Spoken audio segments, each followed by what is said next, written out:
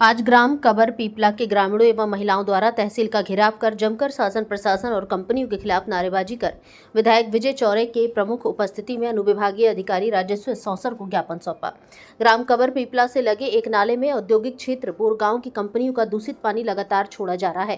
Chemical युक्त दूषित पानी से इतनी बदबू आती है कि लोगों को सांस लेने में तकलीफ हो रही है।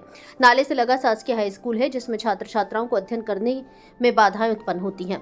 ग्राम कबर पीपला की पेयजल व्यवस्था भी नाले के समीप होने के कारण नाले के पानी का रिसाव होकर ग्रामीणों की दिनचर्या में उपयोग हो रहा है। इस दौरान विधायक विजय चौरे ने पत्रकारों से वार्ता में कहा कि आज वट सावित्री पूजा का दिन है, फिर भी महिलाएं इतनी संख्या में यहां आई हैं। वेदना तो है, पीड़ा तो है। एसडीएम साहब को कई बार ज्ञापन दे चुके हैं। कंपनी वाले 15-20 दिन 1 महीना तक यह शांत रहते हैं, फिर से दूषित पानी छोड़ देते हैं।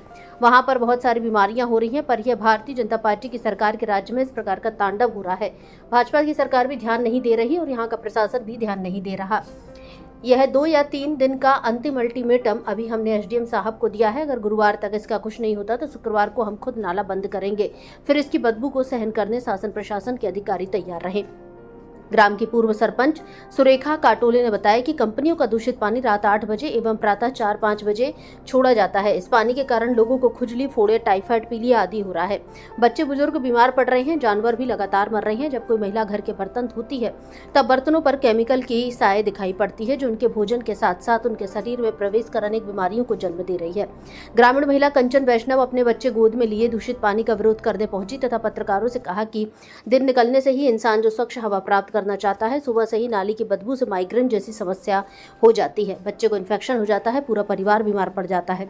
रात में पानी छोड़ने के पूर्व भी सभी ग्रामीण भोजन करने का प्रयास करते हैं, क्योंकि पानी ही बदबू इतनी होती है कि भोजन करने की इच्छा नहीं होती। मेहमान घर आने से भी बचते हैं।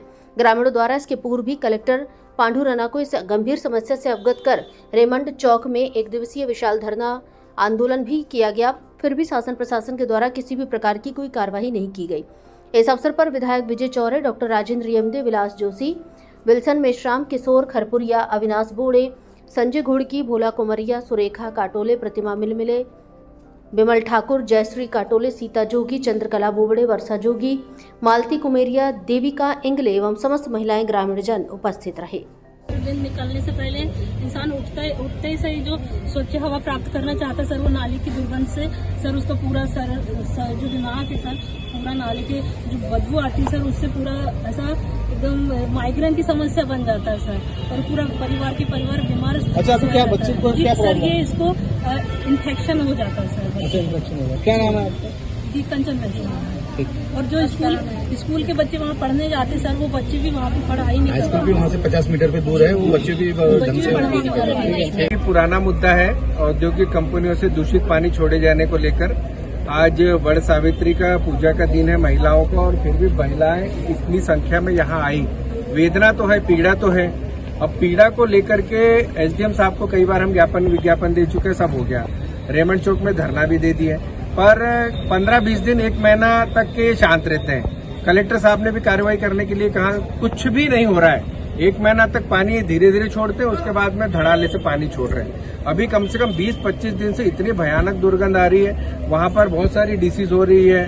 अभी सब हमारी बहनों ने बताया जो बीमारियां हैं, जिसको लेकर के आज सब महिलाओं ने ठान के रखा है। और ये लोग फिल्टर प्लांट लगाने की बात कर रहे हैं, और भी जो भी उसको पानी को शुद्ध करके छोड़ने का नियम है।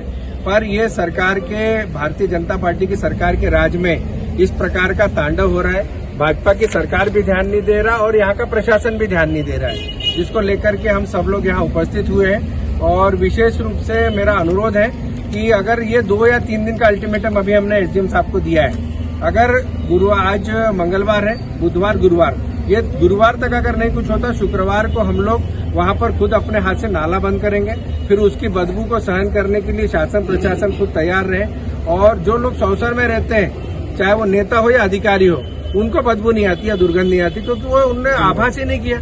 जब वहां जाकर के देखेंगे, रात भर सोएंगे, तब पता लगेगा कि बदबू क्या चीज होती है, दुर्गंध क्या है और उसके दुष्परिणाम क्या आ रहे हैं। तो इन सब चीजों को लेकर के आज दिया है अल्टीमेटम है, लास्ट अल्टीमेटम है। उस नाले को चौक सारी महिलाएं वहां उपस्थित रहेगी, और उसमें 1 डंपर लगे, 2 डंपर लगे, नाला चौक करेंगे, और हम लोग वहां से